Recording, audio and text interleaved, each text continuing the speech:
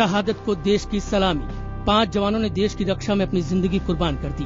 उस कुर्बानी को सलामी। अपने घर, अपने परिवार, छोटे बच्चों, बूढ़े माँ बाप को बेसहारा छोड़कर गए देश के सपूतों को सलामी। देश को गर्व है। इन सैनिकों के रोते बिलखते परिवार भी यही कहेंगे। उन्हें गर्व है। 5 सपूतों पर गर्व है। पाकिस्तान के धोखे पर देश गुस्से में है। यूथ कांग्रेस के कार्यकर्ताओं का गुस्सा पानी की बौछारों के बीच नजर आया। दिल्ली में पाकिस्तानी हाई कमीशन के बाहर ये नारे लगा रहे थे तो संसद में खुद कांग्रेस की सरकार गुस्से से घिरी थी। विपक्ष सवाल पूछ रहा था, कहिए प्रधानमंत्री जी, कुछ तो कहिए, आखिर आपकी सरकार ने इस हमले पर पाकिस्तान को क्लीन चिट कैसे दे दी? पाकिस्तान आर्मी को क्लीन चिट दे दी और पूरी तरह से उनको दोष मुक्त कर दिया। ये बहुत बड़ा गंभीर विषय सदन में उपस्थित हुआ है। मैं आपका संरक्षण चाहती हूँ कि आप निर्देश दें कि रक्षा मंत्री यहाँ आए, इस सत्य को स्वीकारें और पूरे देश से माफी मांगने का काम करें। आप प्रधानमंत्री जी को कहिए कि प्रधानमंत्री जी इस पर रिस्पॉन्ड करें। आप निर्देश दीजिए, प्रधानमंत्री जी आप रिस्पॉन्ड करिए, प्रधानमंत्री जी आप रिस्पॉन्ड करिए,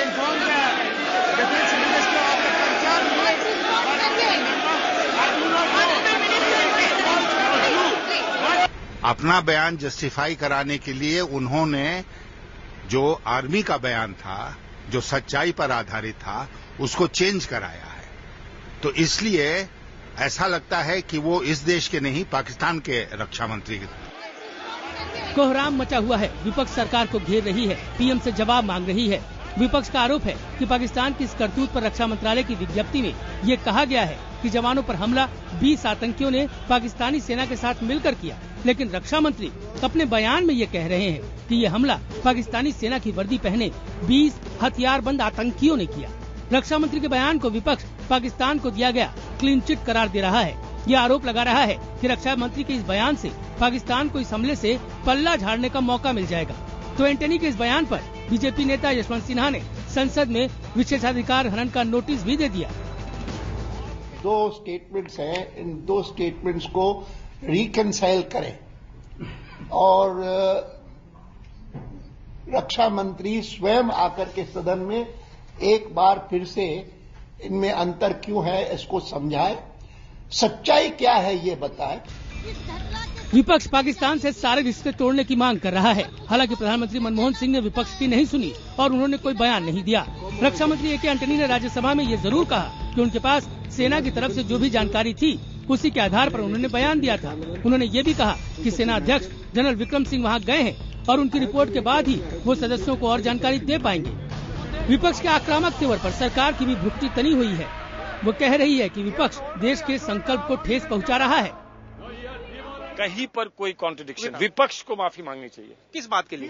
इस बात के लिए कि वो एंटनी साहब पे गलत आरोप लगा रहे हैं। पाकिस्तान के खिलाफ एक्शन है कि नहीं है, होगा नहीं होगा, उसको हम यहाँ सड़क पर नहीं तय करेंगे, सरकार के अंदर तय करेंगे। लेकिन पाकिस्तान को कथित क्लीन चिट पर कोहराम तो उठ चुका है। कांग्रेस अब बीजेपी को एनडीए शासनकाल की याद दिला रही है। कांग्रेस के प्रवक्ता अजय माकन ने ट्विटर पर आंकड़े जारी करने शुरू कर दिए। उन्होंने बीजेपी को याद दिलाया 2001 में एनडीए सरकार के दौरान बांग्लादेश सीमा पर 16 जवानों की मौत का। उन्होंने लिखा, 1998-2004 के बीच जम्मू कश्मीर में 6115 नागरिकों की हत्या हुई, यानी औसतन 874 सालाना मौत हुई। यूपीए सरकार के समय में पिछले साल सिर्फ 15 लोगों की मौत हुई, जो कि 2 दशक में सबसे कम है। एनडीए के शासनकाल में जम्मू कश्मीर में कुल 23,603 आतंकी घटनाएं हुई, यानी औसतन 3,372 हर साल। लेकिन यूपीए के शासनकाल में पिछले साल महज 220 आतंकी घटनाएं हुई। लेकिन इस सियासत के बीच सवाल कायम है, क्या देश के रक्षा मंत्री ने सचमुच पाकिस्तान को क्लीन चिट दे दी? क्या सोमवार को पुंछ में रात तकरीबन 2 बजे 5 भारतीय जवानों की कत्ल से पाकिस्तानी सेना बरी हो गई?